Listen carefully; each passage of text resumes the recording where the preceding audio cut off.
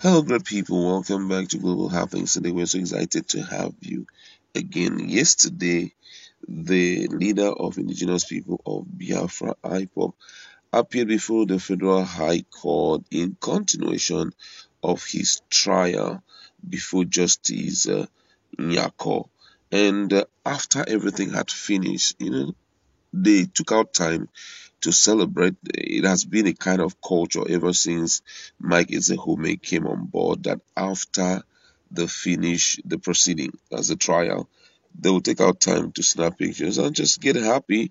I don't know the reason of their happiness, but I know that it's mostly because of the successes they have recorded thus far, especially for yesterday was a case of the federal government legal representative cancelling the amended six-count charges that was brought against Mazin Namdi Kanu. So at the end of the day, usually they just gathered and they take a snapshot with smiles on their faces and all of that. But guess what? That thing has caused a lot of friction. Some people are not happy, to see them snap the way they normally do. For me, I just felt that it was okay for them to, enjoy themselves. At least this guy is in once in a blue moon. So every time after now, they take him to his detention cell and on his trial they bring him out again and all of that. But this time around, the pictures were actually irritating people. And there are two persons that I have noticed that were not happy with the pictures that this guy, Martin Americano, and his legal representatives, snapped. And, it was really shocking because the way they picked this time around grabbed the attention of most Nigerians. Was amazing. Now, first on the list is actually a lady who is known to be a popular politician and also an activist, talking about Zara Gift Onyenye, and she took to her Facebook page and wrote something. And this time around, she was slamming the lawyers of Mazin Nnamdi Kanu, mostly the one who is the lead legal representative in this case, talking about Mike Ezehome for taking pictures in the hollow walls of the courtroom. She accused him of making a mockery of their noble profession and by turning the courtroom into a photo studio, an act which she described as a shame. Now, I'm going to read exactly what she wrote on her social media space. She said, I have nothing to explain, but rather say when senior attorneys, consequent to cloth chasing and taunt the noble legal profession, I just scream for my nation. Turn our convent of justice, a very esteemed courtroom, into a snapshot studio. I can only echo I can only echo out loud, what a shame. When a scholarly learned silk result in mediocre and toasting caution to the prof- toasting caution to the professionalism, to the breeze, Nigeria's only noble profession is finished. Do you see these people in the picture?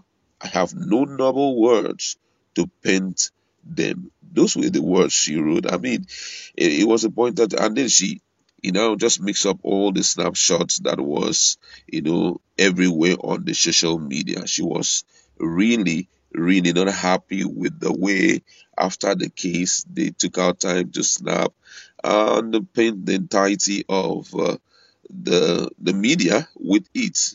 For her, that was not noble. She says she doesn't even have a noble word to, clearly describe what they did. For her, that was totally wrong, and she gave her reasons. You understand? And now another person, which for me, his own case was quite shocking because he kind of talked about or described their celebration differently.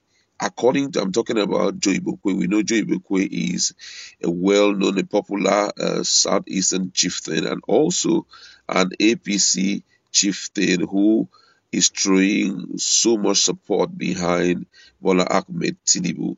But she picked up the picture also and said something very unbelievable about it. And what he said was that they are celebrating my burnt house and destruction of Southeast Abbey. That was what he said. And then put a picture of his burn house, not a picture, but a video, attaching it to the picture of Smiley Mazinam Kanu and Mike Exehome. You understand? And I was just wondering what that really means. So, which therefore means that they are people who are not, who want you to be crying and shedding tears always. They do not want to see anything good happen to you. Maybe because possibly the activities of Southeast, activities of IPOP had a kind of had detrimental effect on him. But then, if you listen very well to the news, um, especially concerning Joe Ibokwe, the IPOP came out very clear that they were not behind that attack in his house. You understand? And I kind of believe it because today I've seen something on the social media and it has to do with some persons who were enforcing the sit at home in Anambra State precisely. They were arrested by ESN and they were subjected to interrogation. So for one to say that actually they burnt his house and all of that, I don't know if it was IPOP that did that, but I feel that coming out so clear to express your displeasure over their smile and then attributing it to not just the victory they got in their legal case, but saying that actually they were rejoicing over the destruction of your house and also Southeast is one thing we can't fully explain. Nnamdi Kanu himself has even sent a message out to the UGM guys to halt their fight, just to let them understand whatever you guys are doing, I'm not a part of it, and all of that. So you now notice that he is not really in support of them. He doesn't like what they're doing.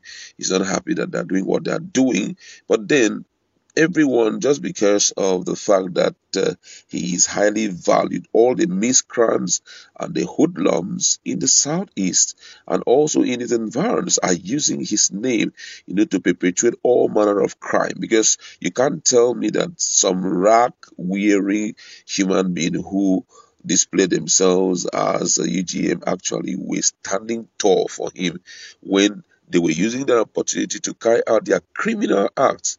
How can you claim that you are fighting a particular cause and you are at the same time disturbing the people of that particular area, especially those who were elite, despite the fact that they don't have a hand in it, young people who have made reasonable impacts in the lives of others?